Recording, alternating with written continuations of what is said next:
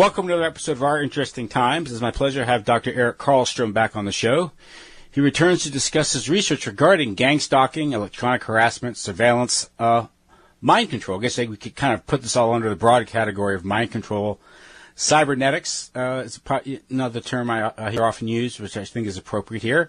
The exploitation of technology to control society. This is the whole purpose of trying to occulted societies and occulted science, at least that, for my estimations. But Dr. Karlstrom, your website. How are you doing? Very good, Tim, and it's always a pleasure to talk to you. Yeah, thank you for letting me on there. Yeah, you're certainly welcome, and thank you for coming back on. And your website, Gang-Stalking, Mind Control, cults.com. This website kind of provides, it's sort of educational research for individuals and interested in learning about organized gang stalking, electronic torture, mind control behavior, manipulation, cloning, and cults. So let's get into this. What's a good way to introduce people into this area and give them a broad understanding of what's going on? The potential is that they can turn us, as they have turned others, into mind-controlled biological robots. In other words, just like the MK Ultra original remit in 1953 was, the CIA program, we want to get others to do our bidding, even if it's against their self-interest and even their sense of self-preservation. In other words, a Manchurian candidate, somebody who will do an assassination, somebody who will be a sex slave, somebody who will do this. Okay, that's 1953. Here we are, 70 years later, more or less. Oh my God, look what they've done in the last 70 years. And that's my lifetime, I have to tell you. I mean, my whole life has been this, in the sense that this has been behind the scenes, always. And we go back to the patents, we go back to the policies. This has always been in the background, top secret, top secret. This is the Manhattan Project of the mind. And the information's there for those who care to look at it. Yeah, it's not so much a question of what they're willing to do, or what I'm saying is it's a question of capability. They're not inhibited by morality or by the law or by decency. So it's a question of delving into what's their technological capability, what are their limitations, and if they're able to do it, and they see it's in their interest to do it, they will do it. That's the type of ethics we're dealing with here. Yeah, absolutely. That was proven, by the original Manhattan Project, which built the atomic bomb in World War II, and then immediately was dropped on Japan. Hey, let's see and then they blew up some atomic bombs in space, in 1958. And, then they, started playing with all the testing. And then, Edward Teller, the original Dr. Strangelove, with Lawrence Livermore Lab, Dr. Edward Teller says, let's make harbors in Alaska, using the H-bomb, which he's largely responsible for. There's no constraint on using these weapons as soon as they come online. And so figure that these mind control technologies are being used on a tremendous scale worldwide right now. And it's our job then to uncover and expose and legally defeat these operations. And the mind mapping and that would be necessary for a program like this sort of social control or the ability to map or predict human behavior. I mean, that goes back at least to the Princeton Radio Research Project, or the testing people's reactions to things with the Halloween Eve broadcast or War of the Worlds. It was just a test, but and the use of mass communication for the purposes of mass manipulation is the whole reason why mass communication was studied. I'm reminded of Christopher Simpson's book, The Science of Coercion, and how that was pretty much funded in the 40s by the War Department, then after the war by the CIA. The television, mass communication, then eventually even the internet, right, was sort of allowed to develop for the purposes so they could collect the metadata, so they could develop these mass mind control programs. I think the Pentagon has all types of, I guess you could call it gaming programs, or to try to game society, and the way they do that is by sucking in all the data and being able to predict or construct a model for reality. And then they can test certain things. And that's probably one of the reasons why some of these events occur. is testing the public reaction, not just the reaction to the event that people people are reacting to because they genuinely believe the events occurred, but they also probably map or following the reaction in the alt media about those criticize the events as fake events. So we're all kind of being gamed in this system because we're all being monitored. Yeah, and if you look back again at the 1953 documents that Allen Dulles signed, in April of 1953 to put MK Ultra, that's MK stands for mind control, into practice with 149 sub-projects. I mean, many of these were involving the fields of anthropology, sociology, and psychology. And these social sciences then became weaponized by the CIA grant money so that the CIA could, like you say, learn ways to game the system. And it has not really been admitted. I was reading an article by an anthropologist saying, hey, we as a profession need to own up to the influence that the CIA had on us back in the day when, they were giving us all this grant money, and all that stuff's still under the table. So you might go to university and study anthropology, and you might go study human ecology. And I taught human ecology for 20 years, and, out of geography department. And you might not know that the Society for Human Ecology was the front name then for a CIA mind control project that was associated with this monster Dr. Ewan Cameron, who was, by the way, head of the World Psychiatric Association, American Psychiatric Association, Canadian Psychiatric Association, and thought that he was going to go and get a Nobel Prize for his noble work. Also 33rd degree Mason. Mm-hmm. And what he did is figure out how to erase the mind and reprogramming it. That's his whole shtick, and he called it depatterning. And then psychic driving, and all of these things have gotten much more sophisticated now that we have electronic means to do this. What would have had to have been done, through trauma-based physical torture to children back in the 40s and 50s and 60s now can be done electronically. So they don't have to take these. So in other words, we don't have to now take these Saudi goat herders and put them in the concentration camps at Abu Ghraib and Gitmo, Guantanamo Bay. We can have an electronic concentration camp tailor-made for, Joe Blow in his home. We can put him in an electronic concentration camp with these frequencies and wavelengths of energy. We can gang-stalk him on the street to knock him back into his home, to, strike fear into and to psychologically destabilize him. So you're absolutely right. I mean, all of these things fit together in a way that is beyond the imagination of most. So it's our responsibility then to kind of fill in the top secret gaps to the best of our ability. Again, a lot of this stuff is classified, but a lot of it's declassified. So let me just read you this, come chapter 10 from a book called Bad Experiments, Why Gang-Stalking Works. And here you'll see the psychological aspect of this and how deliberate it is. Gang-stalking and related psychological attacks are designed to surround, isolate, and eventually destroy its victim. The gang-stalker's routine may develop slow over a period of months or years. The gang-stalker's intent is to completely surround the victim, cut him off from friends, family, and other support systems. Eventually, the victim's 24-hour daily routine is monitored and manipulated by gang-stalkers and other covert operatives. The psychological attack eventually overwhelms the emotion of the victim. He becomes mentally unbalanced. His emotional reserves are depleted, and he is isolated from any support systems that can bolster him. He will eventually react to these relentless psychological attacks in a way that results in incarceration, homelessness, suicide, or death. The gang-stalking methodology falls under a system of psychological operations being developed and tested on American citizens by covert quasi-law enforcement agencies. Okay, so, there's documentation for this stuff. And by the way, there is another, the C4ISR I mentioned.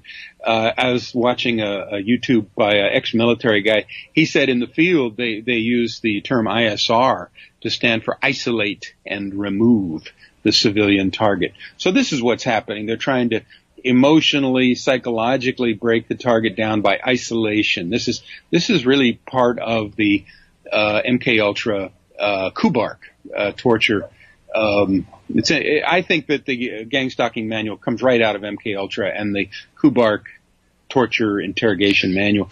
Here's what the CIA Human Resources Exploitation Manual says. The purpose of all coercive techniques is to introduce psychological regression in the subject by bringing a superior outside force to bear on his will to resist. Regression is basically a loss of autonomy, a reversion to an earlier behavioral level. As the subject regresses, his learned personality traits fall away in reverse chronological order. He begins to lose the capacity to carry out the highest creative activities, to deal with complex situations, to cope with stressful interpersonal relationships, or to cope with repeated frustrations. Now you see how diabolical this is. This is coming out of the American taxpayers' money. Mm-hmm. We paid for these experiments, and we're paying for these torture programs. This is the American people have been duped on a scale that is very hard to imagine. Well, how do you restrict these programs to just the bad guys, if there are bad guys out there, right? That's the problem with these things. Obviously, this can be once this is perfected or to an art form or a science, it can be adapted to any person deemed dissonant or problematical to the system, right? I mean, and that could be a legitimate critic that we're supposed to tolerate in a free society, because that's how you keep the system honest and functional, is open it to criticism, right? Exactly. And that is exactly what has happened. In other words, these elements of torture and spycraft, which were, maybe at first applied in other countries against the quote-unquote communists, are now widely being applied to anybody that gets on these target watch lists, these terrorist watch lists. Well, this is why you need the continual war system, whether it's the First World War, the Second World War, the Cold War, the War on Terror. There's always a boogeyman out there to justify these programs, and they got to be. I mean, we can't have access to the terror watch list because the terrorists will win, so it has to be secret. Then you're stuck with there's a contradiction there. Well, how do I know if I'm on it or not? Well, you don't know you're on it or not. And you can't know you're on it or not. Therefore, you have no action. There's no action for you to take. Well, that's a circular logic, because it's like the no-fly list, right? You don't find out until you can't get on an airplane at some point. Then you can't find out why you're on it. And there's no recourse for these things. Just like the surveillance, the lawsuit a few years ago, that there was a group of people who sued the NSA over this the surveillance program, and they said that this was a violation of the Bill of Rights, of the Fourth Amendment, of the First Amendment, and these things, and they sued in court. And the Supreme Court ruled that the litigants had no standing because they can't prove they're targeted because the target's secret. I mean, yeah. Okay. Exactly. Well, again, it's this brotherhood is what they call themselves, mm-hmm. according to Kay Briggs, or the firm, which, has their bases covered. So many of these judges would have been former, 20-year military people who have the connections then with the rest of the brotherhood, and they would now be what's called JAGs, or judicial judge advocate generals. Mm-hmm. And, like this guy Stanley Sporkin, who threw out the case of Acquay versus the NSA in 1992. Acquay was an ex-NSA guy who understood what was going on. He sued the NSA, and he was a target, of course. And, we're talking about signals intelligence and all this very, very sophisticated computer stuff. And in his lawsuit, he lays out what happened, mm-hmm. what is happening. And that's 1992 technology, which is more advanced than the average human being can even fathom. Yeah. And yet it's in this lawsuit, and Judge Stanley Sporkin, again, a judge, advocate general, a JAG, connected to the Brotherhood, threw it out. He was he was a lawyer with the CIA who helped cover up Iran-Contra. There you go. And I believe he was rewarded with an appointment to the federal judiciary for those efforts. He was the legal. What's the position of the CIA? Not legal. I forget what the position actually, but basically, he's there to supposedly to tell the CIA if they're doing something illegal or not. He helped cover up the Iran-Contra thing and the drug connection, these things, a lot of other things, and he got a federal bench appointment, and that's how they control the judiciary. Is the good guys, the honest guys, don't get appointed. Well, again, the fast track then is reserved for the people who will go to the swinging parties, like Kay Griggs says, and homosexually engage or bisexually engage with other members of the firm. In other words, they're having these very debauched parties, and this is where the pedophilia comes in. And this goes way back, to the German disease, the pink triangle, the Nazi military establishment, which a lot of which came over, as you know, in Operation Paperclip. Kay Griggs says, "Hey, we're not talking a few thousand people here. Her uncle or her grandfather was directly involved in this, and he says over 200,000 Germans were brought into this country over a time span, and with them came this practice. Then, especially, this kind of cherry marine thing, where now you've got these, and she also talks about these teams of flamers, where you have one Marine teamed up with a Mossad guy or Israeli, and they are, kind of a couple, and they do assassinations, and the Mossad guy will do the assassination in America to take care of the jurisdictional problems, and the American guy will do the assassinations elsewhere or whatever. Well, at least it's legal. Well, that's right. They want to stay legal or more legal. I mean, if you can call murder legal, but yeah, these jurisdictional issues, but they've gotten around it. I mean, look at this way, Tim. I mean, we just have this scandal now with the Nunes memo. And, according to Dr. Adrian Krieg, I listened to an interview that he did. This is the biggest scandal that's ever hit American history. And, makes Watergate look like a bunch of Girl Scouts. And, because now you have these intelligence agencies, targeting President Trump and, and General Flynn and this volunteer, So now General Flynn's homeless, can't pay for his defense costs and the abuses of the FISA system, et cetera. They hired Fusion GPS, this isn't that a great name? Yeah, Fusion GPS. Yeah, and that goes to what you're saying about what this program is, the sort of the universality of this program. Absolutely. And, as I go down these rabbit holes, I start to realize I read things like, well, every good intelligence operation has 5 levels of deception, Well, okay, so let's look at this. Is this a limited hangout? I mean, okay, now they're talking violations of the FISA. The Foreign Intelligence Surveillance Act. Well, just, this particular scandal, which is actually an example, I think, of this kind of counterintelligence stalking on, an incumbent president, of all things, and his associates. This is nothing compared to what's going on globally and in America with the complete abandonment of all law by putting people on these terrorism watch lists, and then the FBI classifies them, as non-investigative subjects. In other words, they have no protections. They don't know why they're on the list. They've lost their constitutional protections, and whatever corporation or university wants to test their microwave weapons or test their mind control, cloning, their remote neural monitoring. Capabilities, which, by the way, they had in 1992, according to Ackway versus the NSA, and they've only gotten much more sophisticated since. So, in other words, these individuals then have been written off by the nation and the legal portion of the nation, and can then be, murdered with impunity. Yeah, I mean, sounds crazy to the normal guy, but Zbigniew Brzezinski, remember him? Oh, yeah. Council on Foreign Relations, Club of Rome. He was hired by David Rockefeller to create the Trilateral Commission in 1973. He was the director for several years, foreign policy advisor to Hubert Humphrey, Jimmy Carter's national security advisor for 4 years. Well, this is what he wrote. So this isn't a crack. Well, he may be a crackpot, not the crackpot in the sense that we mean it. He's an establishment guy, a lot of influence, He writes, political strategists are tempted to exploit research on brain and human behavior. Geophysicist Gordon J.F. McDonald, specialist in problems of warfare, says accurately timed, artificially excited electronic strokes can lead to a pattern of oscillations that produce relatively high power levels over certain regions of the Earth.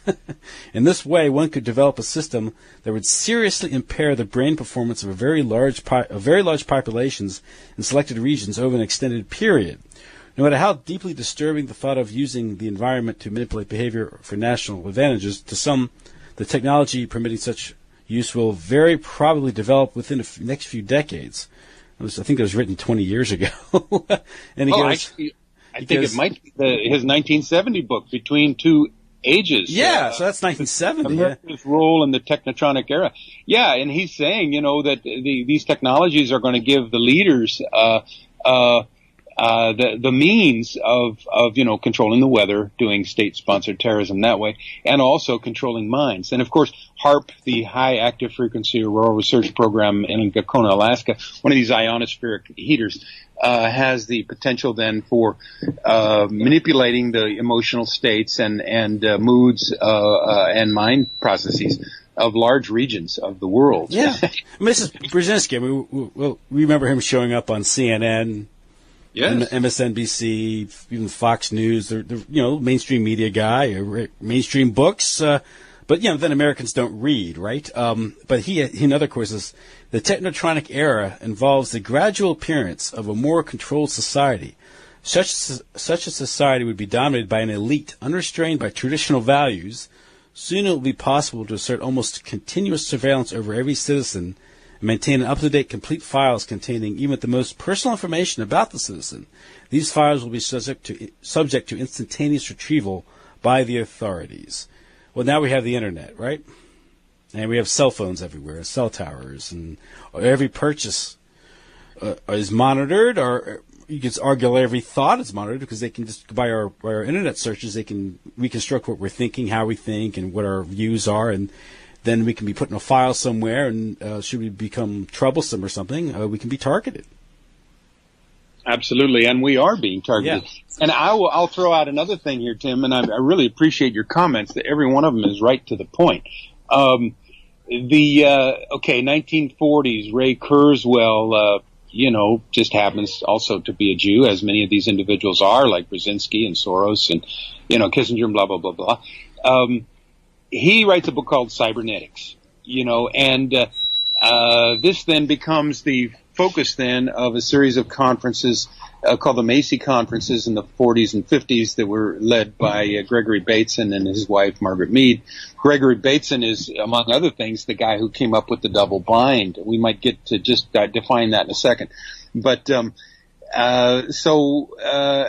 this idea then gets picked up again in the 60s with Ray Kurzweil. He's talking about, now the Macy Conference is also known as the Man-Machine Conferences. Okay, so what they're envisioning is a kind of a merging, a fusion then of computers and the human mind, and the cybernetics would be the control of the human organism through the central nervous system. So again, the idea is biological robots are going to be produced here, and this is the long-term goal. And Ray Kurzweil then is talking about the singularity, the point where computers get smarter than we are, and if we're lucky, they'll look at us as pets, and otherwise they'll look at us as food, kind of thing. And this singularity event is supposed to happen, they say 2040, or some would say it's happened now. But this is something that these guys really have been working hard to bring about. Because what they want, and I think this is very key, although this is in the background, what they want, I believe, for this insider group is immortality. They want just what the serpent, tempted Adam and Eve with in the garden. They want immortality. They want to live as gods forever. They want to be omniscient, be able to download all this information with, chips and stuff into their brains, and then they want the bionics so they can live forever. Well, this, of course, so they don't go to hell, right? In God's world, they're going to hell, because there's life and there's death, and then there's an afterlife. But these guys want to thwart that. They want their earthly paradise. And I think that this whole thing of cybernetics and this fusion of computers, so then now you're going to have two races. You're going to have the immortal race, which is going to live forever, and then you're going to have the slave race, the biological robots, that then is going to serve the elite. This, I think, perhaps worth thinking about maybe as the long-term goal for this particular group that, Soros would be a member of this group, Brzezinski, Kissinger, many others, can be identified through time as part of this particular group, the World Revolutionary Movement, sometimes it's called, and it has deep legs that go back thousands of years in history. So, it is it's a Luciferian project. Yes. Which gets back to the whole, you mentioned like a lot of these are Jews, like Kurzweil, Kissinger, and it gets back to, the Kabbalah and that, sort of esoteric philosophy. And I can't think of an example of a golem more than some sort of transhumanoid creation, with some sort of digitized intelligence put into it. Absolutely. Look at that is a perfect golem, isn't it? Because the whole concept of the golem, which again comes out of this kind of this Judaic Kabbalistic magic thing that goes back to ancient Babylon, and pretty much rules the world as I see it today, is these groups that are Kabbalistically oriented, like the Masons, etc. The whole idea of a golem is it's a man-created living form. In other words, man's going to replace God.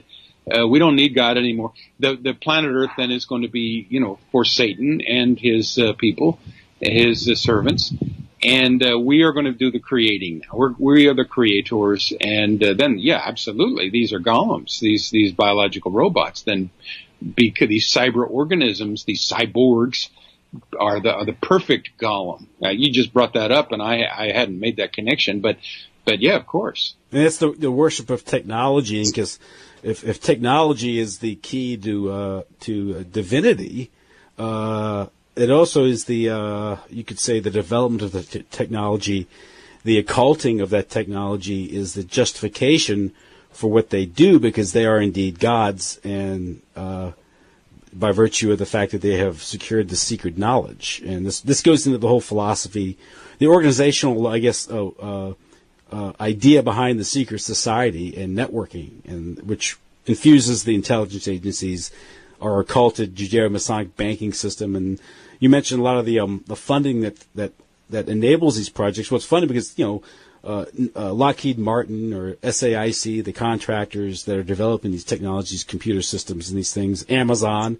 People wouldn't associate Amazon, but Amazon is a part of it, because Jeff Bezos is a huge contractor with the CIA. Also controls buys out the Washington Post, so they can control the information and the culture. But the circular system of banking, which is Judeo-Masonic, but it with the with our fake currency, the debt-based currency, how it's all funded through debt, which also further enslaves and leads to the further immiseration of humanity, while at the same time enriching these corporations, and there's very few people who utilize the technology to maintain their dominion. It's an evil system, but you stand back and you see how the system works. How is it that the federal government, which is more than $20 trillion in debt, can still lavish hundreds of billions of dollars on Lockheed Martin to develop this technology? Well, they do it through the banking system, and the banking system is imposed on the world through the military system. And I think Catherine Austin Fitts is correct in saying ultimately the question of the global economy, whether it will crash or keep on going, isn't so much an economic question or a political question; it's a military question. It's control, so. I agree, and people keep saying, okay, well, when are they going to pull the plug? When is martial law going to be imposed, and when is America going down? Well, obviously this tribe has infiltrated and taken over America, as it did previously in Germany and England and various other key countries, Russia for sure, in their Russian Revolution. So I think the question is, how long does the tribe need America? They've destroyed it from within with the Frankfurt School type of philosophy, the cultural Marxism thing. They've been busy at that, very, very busy, with the Tavistock Institute and the Frankfurt School type ideologies. But the question is, how long is America useful to this tribe? And as long as we are prosecuting these wars in the Middle East on their behalf, for the state of Israel, basically, so they can become Greater Israel and then take over the world, then I guess America still has a future, if you can call it that. It's more or less an occupied nation now. It's doing the bidding of a fifth column group, which has taken over, as far as I can tell. But yeah, the question is, is it still useful? And I think it is the enforcement arm of the New World Order, if you want to put it that way. And the military is running. That is America's role, according to these people. And their vision, we can see now. We can see what their vision is. It's world conquest. And, this goes way back. Douglas Reed's book, The Controversy of Zion, which is excellent, written in 1956, right after World War II, said, communism and Zionism are again, two of their inventions, and they're flip sides of the same coin. Communism is to destroy all the nation states and turn people into slaves, and Zionism is to build up the state of Israel to become the world state. Mm-hmm. So they are operating, the same group is operating both movements. And so again, I start to see this gang-stalking thing as their kind of behind the scenes method for depopulation, and not only that, but for increasing the intelligence of their conscious supercomputers. For instance, the guy named Pt2, who has been a target now for 21 years, and ex-DOD guy, ex-FEMA guy, and who's studied he was a law student, but he studied the science of it with guys like Dr. Robert Duncan, who's written a couple books about this, and he's an ex-CIA mind control guy. Brian too says what they're doing is they are trying to digitally clone the minds of many of the targets, and then that digital information, or what they're trying to do is clone the intellect, will, and emotions of that individual, which they call the soul. It's not the spirit though, but they call the soul, and then that information goes back into their conscious supercomputer, which then gets smarter, so it can go out and attack the next one. With what they call hyper game theory of response. Mm-hmm. Yeah. And so Brian's got this whole scenario of how it works, and I've interviewed him, or I haven't interviewed him. I've notated one of his 4-hour interviews, and so people can kind of come to grips with his assessment of what's going on, which I think is probably as good a description of what's going on with the remote neural manipulation and remote neural monitoring system as I've seen. Not all TIs would be perhaps under that system, but some would. And, if they pick on somebody like, say, Bobby Fischer, world chess, and then they win. Let's say it takes a period of years and they get this guy's brain mapped, and then it goes right back into their conscious supercomputer. Now the average TI on the street, he's playing these hyper game theory, response games with Bobby Fischer, or the equivalent of Bobby Fischer and many others, very intelligent individuals. So we may, very quickly succumb if we don't stop this program. Yeah, and the big question is, what legitimate purpose do these programs have? From the standpoint from John Q. Public, why are we funding these things? Why are they allowed to exist? Well, they're allowed to exist because they hide behind the shield of national security. And I think I read it. National security is a cover for the interest of the oligarchs, the financial elite. And this is the problem with secrecy in general. This type of criminal, it's a ripe environment for criminal and psychopathic behavior, because there's no oversight, and people generally don't they don't need secrecy to do beneficial things. Absolutely, and you're right. The national security thing has been a shield, which has actually covered more criminality than, as according to Dr. Ronnie Kilda, than all the mafia activity in the world. I mean, they get away with murder, and much worse with this idea of national security by instilling fear in the group and saying, well, we're your protectors. I saw a great little YouTube video where it was at a Saturday market, I think, of one of these citizen vegetable markets or whatever in Santa Cruz, and so this guy who claimed to be FBI but wasn't, he had a badge, and he flashed it to this young man who's about 30, new father, and he said, "Okay, you see that lady over there with the one with the the little baby in the stroller? She stole that baby." would you help me, and get that baby from her? And this 30-year-old, okay, now he's in a dilemma, does he help the authority figure? Well, he does in this YouTube. He goes over there and he steals this stroller from this lady, and he brings it back to the guy posing as an FBI guy. And of course, then the young mother, she's totally distraught. Somebody stole my baby. She's screaming. And it just shows how easily people are manipulated by somebody with a badge. Uniform and a badge, and they comply. Yeah. Yeah, exactly. Yeah. So this young man is not a bad young man. He's trying to do good, and he's lied to by this guy posing as an FBI guy.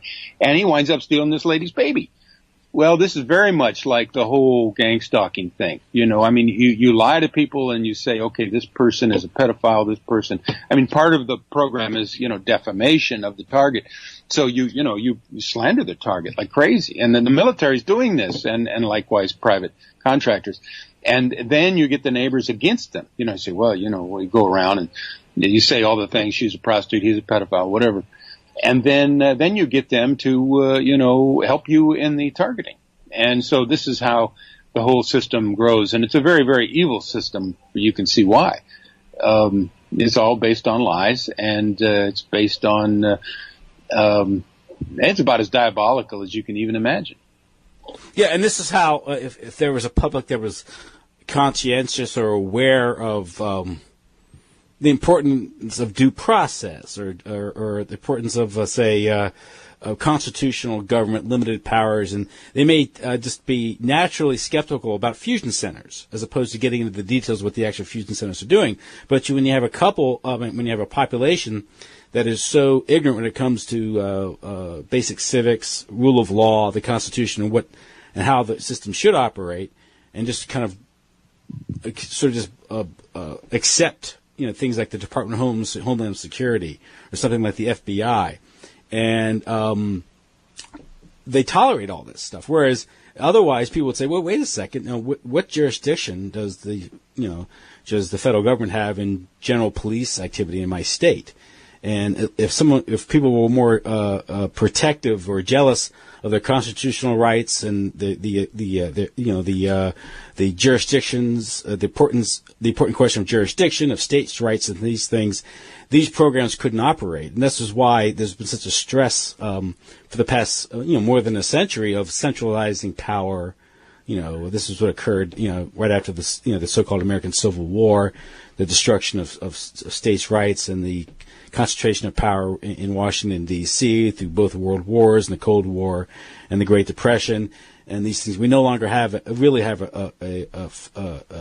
republic of independent states that have assigned some powers to the federal government for purposes of mutual defense and also for a common market. We now have an empire that has no practical restraint on its power, and indeed the people within that government see no practical limitations on their power. And this is the problem of a public which has been so dumbed down and so harassed that they can no longer really act as responsible citizens in a republic, because they have no idea of what their rights are and what the limitations of government should be.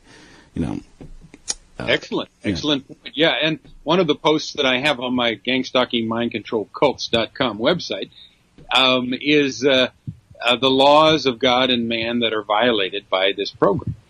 And by the way, I refer to this not as gang stalking, but I like to use the word Gog's New Gestapo, which is an acronym for Global Organized Gang Stalking Neuro Warfare Groups, Electronic Surveillance, Slavery, Tracking, Torture, and PSYOPs operations, which of course is, a lot, but is much more descriptive than gang stalking. And embedded in Gog's New Gestapo, you have, the whole concept of Gog is the Antichrist system of the Bible, and the Gestapo, of course, we know is the military police of the Nazis. So embedded in that is the concept of Zio-Nazis, which I think has taken control of what we're talking about.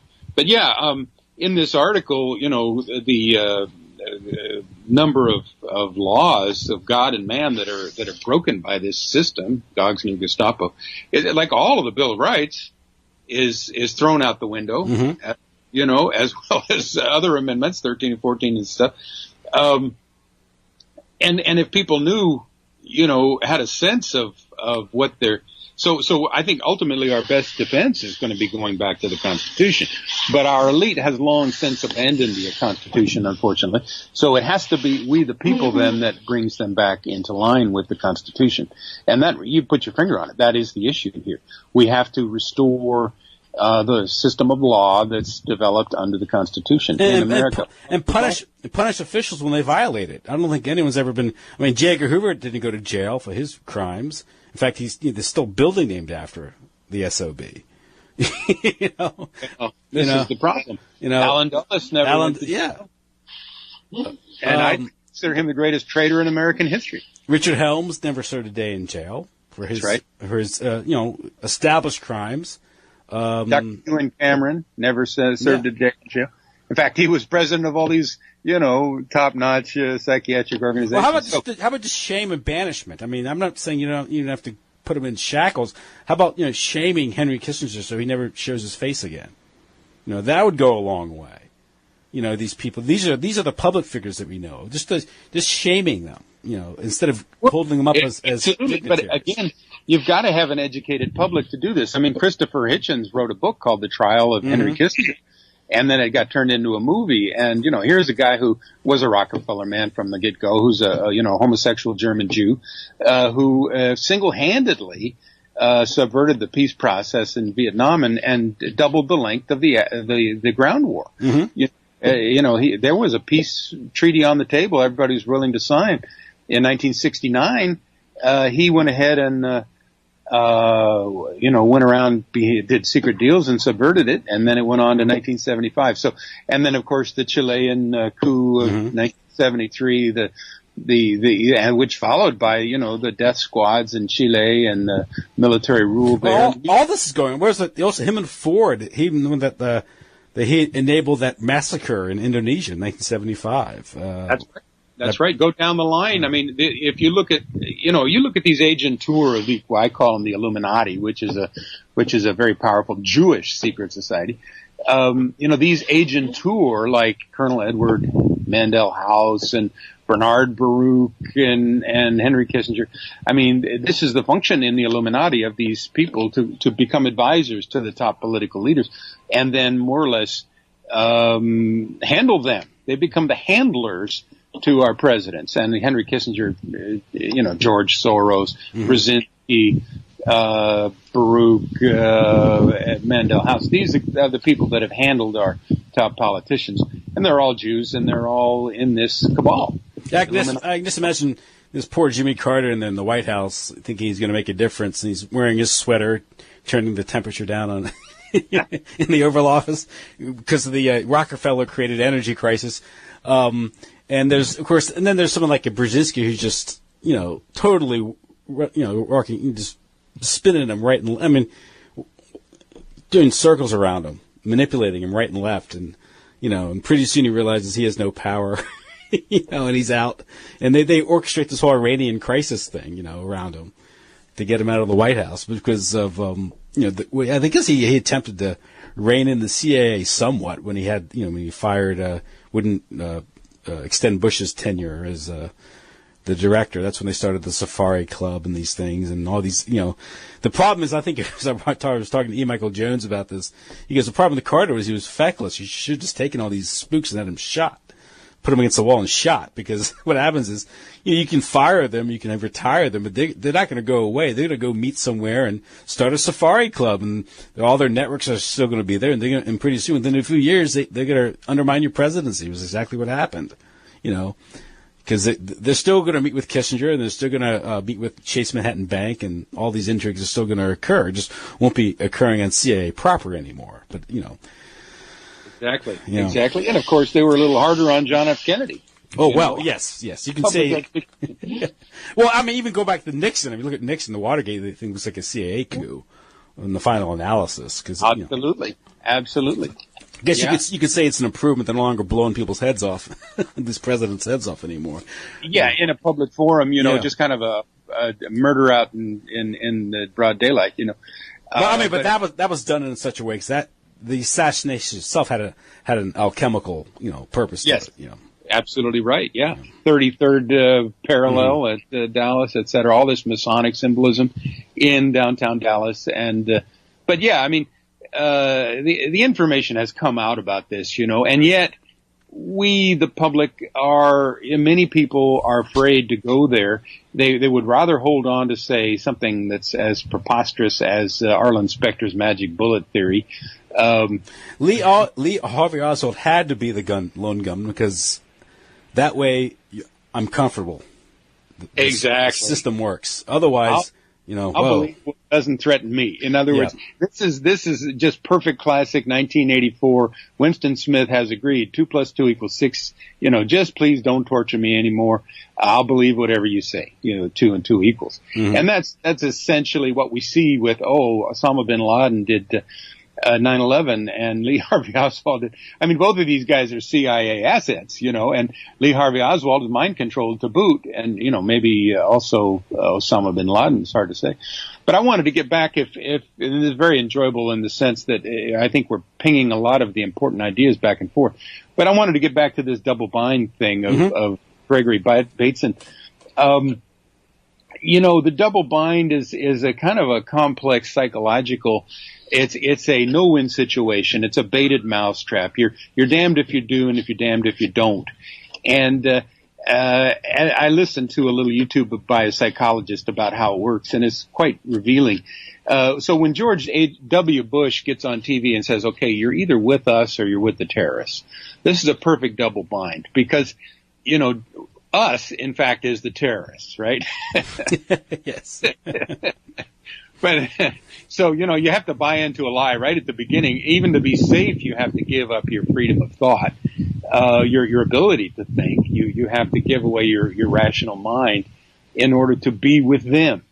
And of course, if you're considered with the terrorists, then you get on the terrorist watch list, and then they torture you, that sort of thing, as they're doing to me. I mean, I wrote a paper in 2002 called The Reflections on the Origins of 9/11, 3 scenarios, 60 pages or so, single-spaced, academic style, lots of references.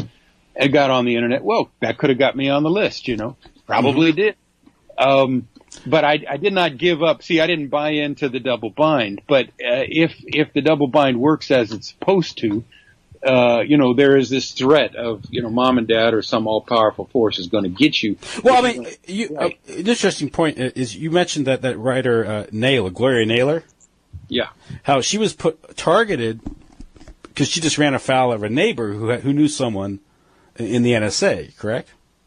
Yes, but what's so interesting about her story, which is fictional, but any TI would recognize it as the truth. Her neighbor happened to be a Jewish lady who lived on a little island down, off the coast of North Carolina or Georgia, maybe Georgia. And, but the lady's brother was high in the NSA. Mm-hmm. So she reported this to her brother. He put her on a list. And then pretty soon it's, Operation Gloria Naylor, or they'll always find a term which is derogatory. They'll give her another name, Operation such and such. And then the idea is to take her out. And at one point in the story, then she goes through all the technologies used against her and the methods. And then at one point, a Mossad guy comes in and runs the operation. So, see, this gives the military people and the intelligence people and all the private contractors, this gives them something to do. Now we have the national security enterprise, the national security establishment. We got millions, billions, trillions of dollars going into targeting our fellow citizens who've been put on these stupid lists, who are innocent. So it is literally a picture of a society which is cannibalizing itself. So you can get on this list because one thing, maybe you're you're an academic with some bona fides. So if you're criticizing the official narrative of 9/11 and raising awareness over this, that can bother a lot of people. Those are exactly the type of people they don't want criticizing 9/11 because they're sort of they have all their tickets punched. They're legitimate. They're academics. They're serious-minded people. So you don't want that. So you can get a list for that reason. Or you can just cut someone off in traffic accidentally one day, and you're on the list because you've ran afoul of somebody. Or you may have a wife or girlfriend that someone covets. Absolutely. Or you might be ex-spouse of someone who works for a defense contractor. Yeah. I know somebody in that situation. But going back to Gloria Naylor, in her story, 1996, which you can buy, it's a very good book. It's short. That's the year she noticed she was being targeted. and she died, I think, in 2015 or 2016, so that she was a 20-year torture victim. But what got her into the program, according to the book, is that this Jewish lady who lived across the street from her had a whole bunch of cats. They kept peeing on her garden and killing the plants. Mm-hmm. So finally worked up the nerve to go over to see her neighbor, who was very kind of standoffish, and said, please, don't let your cats come into my garden. They're peeing on my plants and killing them. Well, that made the lady mad, and then she talked to her brother, who was in the NSA. So it can be anything as insignificant as that. And Gloria Naylor was a recognized and popular black authoress, but she was not dealing with political subjects. She was dealing with kind of black social issues. Mm-hmm. Which I guess is a subject if you're FBI, because they took out the black movement in the 60s. They want Jesse Jackson and Al Sharpton to be the black leaders. They don't want real capable leaders. And my gosh, Tim, I read this book by Gloria Naylor, and I think, man, what a magnificent woman she was. I would have just been totally proud to call her my friend, but her response to this was very, very intelligent, and she produced this book, which I think all TIs and others should read to get a sense of what it's like to be in this program of psychological destruction. Yes. And what's very difficult about this, what's very vexing about an issue like this is, once that meme gets out, it can also trigger a lot of other people. I mean, people can imagine these things, and it sounds like you're paranoid. You're a paranoid schizophrenic, right? I mean, I think a lot of people will think that a targeted individual is insane, hearing voices, but then again, there's a technology to create these things, to create these effects in people. And they talk about this stuff like electronic warfare. I've seen these weapons demonstrated on regular news broadcasts where they're used to control potential riots or crowds. It can render people very ill, where they lose control of their bodily functions, or a lot of heat. It's burns you to distract, to make a crowd disperse in these things. So the technology, at some degree, is revealed, but it's a question of how is it being developed or directed, and to what extent. It's like, so to what extent that that's the technology we know about. But there's DARPA and these things have these secret programs. So who knows what they're capable of doing? We get a glimpse of it, but again, they're not inhibited by ethics or morality. It's a question of what they can get away with and what they can do, not what they should do. Yeah, and your point is accurate that in fact, this program was designed with the attitude that, okay, we're going to produce a bunch of symptoms, which, if somebody complains of them, is going to be diagnosed delusional, schizophrenic, paranoid. And by the way, we have weaponized psychiatry and psychology along the way, and trained them so that, if somebody says this, I'm hearing voices, then they must be delusional, you must go to this mental hospital, blah, blah, blah. When in fact we've had the technology through synthetic technology, voice to skull, etc., microwave hearing, it's also called. We've had this technology going back to the 70s. Mm-hmm. And if we look at the Macy conferences, again, the 40s and 50s, the man-machine conferences, and this character, Gregory Bateson, the goal that Bateson had was to try to mimic the symptoms of schizophrenia. Now, why would they do that? Well, this is why they're doing that. This is built into the program. It was weaponizing psychiatry. They've weaponized psychiatry. And this is not new. They did this in the Soviet Union. I've got an article there called The Psychiatric Reprisal.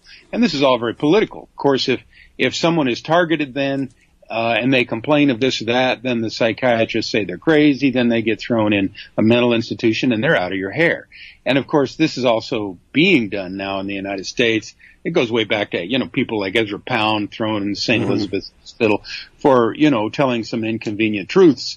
And so we'll label him crazy. Well, now we've got a whole system that is enabling this kind of thing. So if you're a TI and you're listening to this, best not go to your psychiatrist or your police and complain of what's happening. But this is what I've learned. You can keep a diary, and you should, but the system is designed. This is again the the baited mousetrap. This is the double bind. The system is designed to put you away for complaining of what you're actually experiencing. Yeah, and if you look at modern day psychiatry itself, it's almost like the implementation of Aldous Huxley's Brave New World. And it is MK Ultra itself, it's sort of a commercialization of MK Ultra, because since the 1970s, it's become increasingly focused on pharmaceutical drugs, which is the industry itself, and how the whole medical industry itself has been sort of taken over by big pharma. The whole standard of care, and I heard recently on college campuses that a full 1/4 of the students are receiving psychiatric care and are on drugs. Yeah, a quarter. Well, this is Aldous Huxley's vision for sure, coming true. And of course he would be one of this elite group out of England that predicted this stuff and worked very, very hard to bring it to pass. Through the Tavistock Institute and then the CIA is a spinoff of that, really. CIA is a spinoff of Tavistock and MI6, and CIA in turn trained Mossad.